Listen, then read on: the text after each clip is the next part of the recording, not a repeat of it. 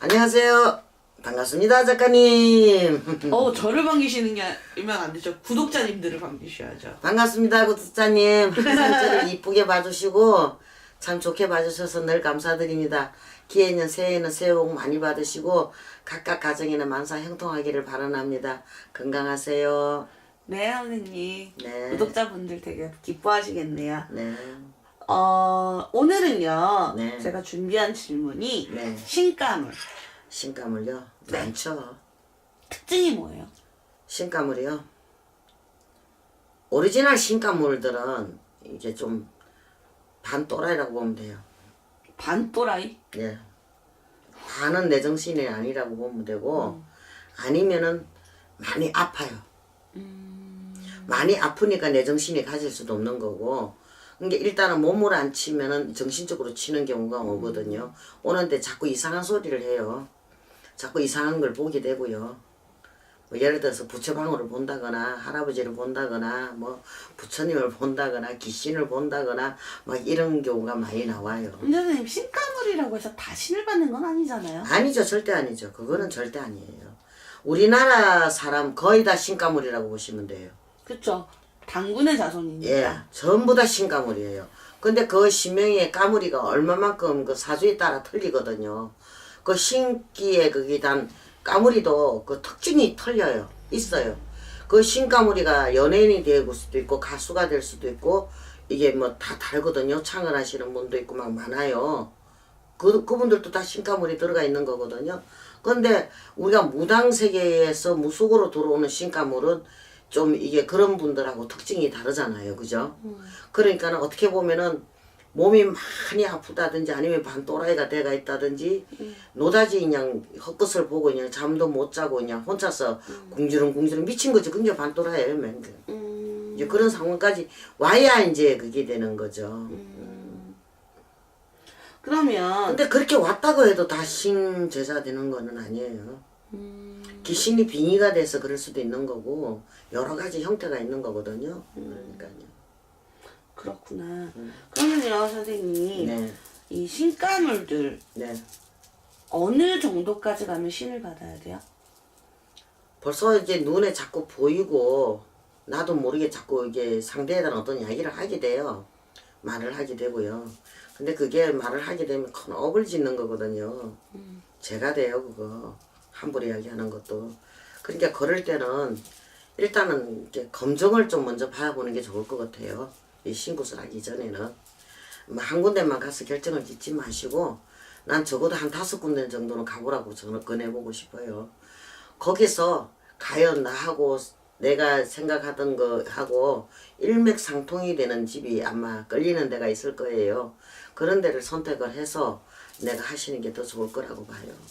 그렇구나. 예. 신가물 같은 경우 업으로 푸는 경우도 있잖아요. 있죠. 업으로 그런 돌리는 경우는- 경우도 있어요. 그건 왜 그러냐면은 불려물 제자가 못 되다 보니까 그 신가물 때문에 고생하는 사람들이 참 많거든요. 그럴 때는 이제 업으로 돌리는 거예요. 쉽게 말하면 장사 쪽으로 해. 장사 쪽으로 돌려서 장사를 하는 사람이 그런 사람들이 주로 신가물이 많아요. 영업하시는 분들이. 근데요, 선생님. 네. 질문이 있어요. 네, 하세요. 불려 먹는다, 네. 못 불려 먹는다. 이건 누가 판단하는 건가요? 본인이 판단이 더 빠르죠. 어떻게요? 손님 보고 못 보고 이 차이를 보면 되죠.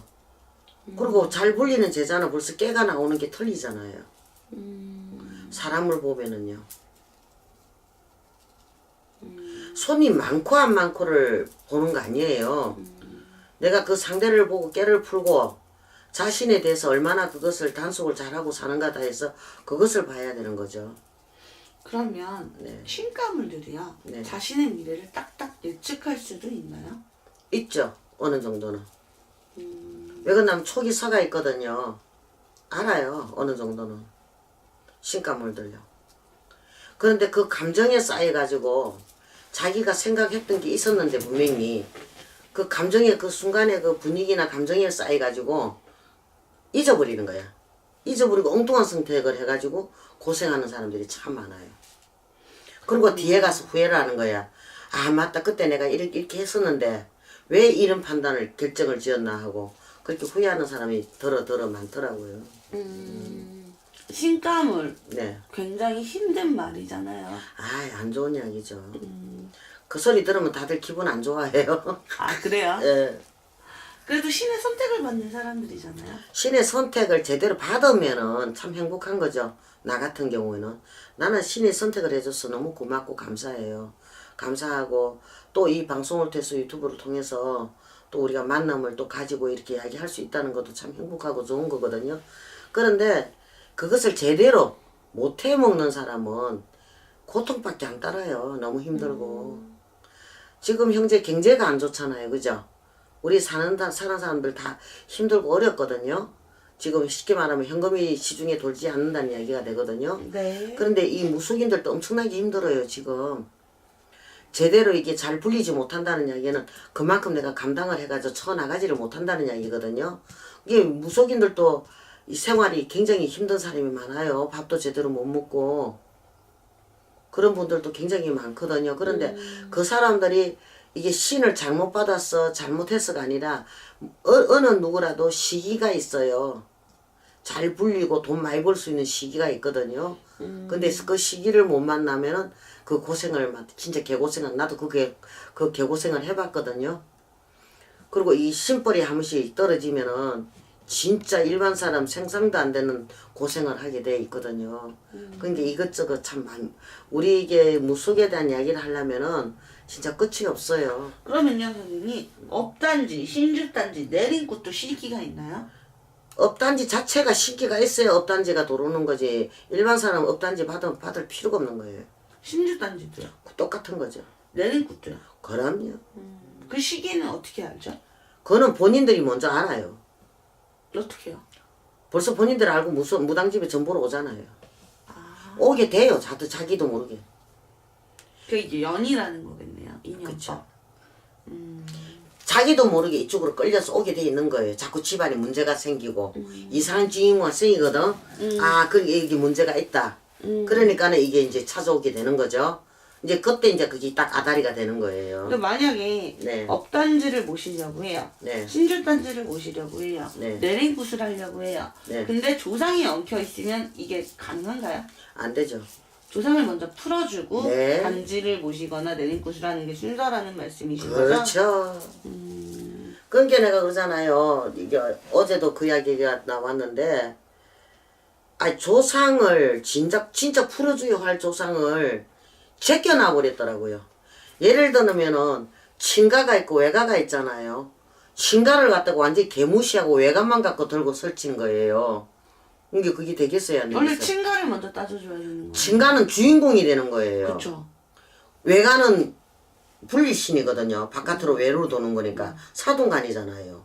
이게 친가를 먼저 달래주고 외가가 치고 돌아야 되는데 친가는 개무시하고 외가만 갖고 떨썩거리 놓으니까 이게 아무것도 안 되는 거죠. 뒤집어주는 수밖에 는 없죠. 그게 굿도만 해도 1억 이상 날라갔다 그러대요. 굿도 정말 잘해야겠네요. 잘해야 되죠. 정말 잘해야 되죠. 선생님 네. 굿을 했는데 일이 안 풀리고 네. 굿에 그러다 보니까 또 굿을 하게 되고 또 굿을 하게 되고 이런 사람들이 정말 많아요. 많은데 거기에 대한 이야기를 또 하나 내가 일화를 설명할 수 있는데 일단 요 이야기를 마무리 짓고 작가님이 다시 딴 질문으로 그거를 한번 돌아보세요. 내가 이게 어떤 무당이 어떻게 했다는 거 누구인지는 밝힐 수 없지만은 어떤 사람은 얼마만큼 힘들겠다는 이야기를 해드릴 수 있어요. 네, 단지 얘기는 마무리 됐으니까요. 네. 선생님 다음 시간에 제가 굿과 성불에 대해서 한번 여쭤보겠습니다. 네. 네, 감사합니다. 승분하십시오.